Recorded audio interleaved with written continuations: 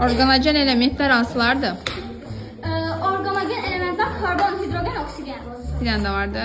Ya azot. Tamam, yaxşı. Tamam, sonra civə nədir? Mayedir, civə metaldır. Sağ ol, metaldır. Bir dənə qeyri-metal deyin, 2 atomlu olsun.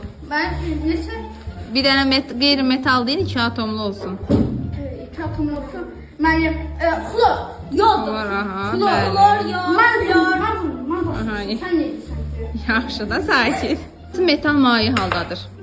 Denuray. Civə. Aha, maye haldadır, bəli.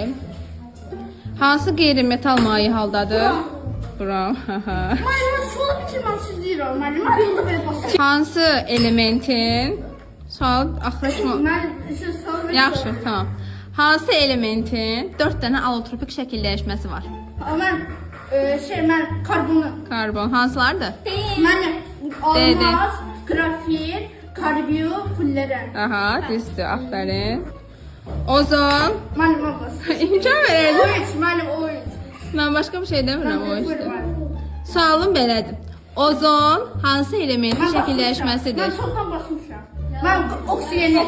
Yaxşı olsun. Oyun. Bastı da. Hansı element? Mən əlimi belə qoyub baxım. Mən İmkan verin də. Sualımı deyim sıra basında. Sualı deyim sıra basırsınız. Hansı element 8 atomlu bəst maddə əmələ gətirir? Tükür əmələ gətirir. Aha. Mən yox. Yaxşı.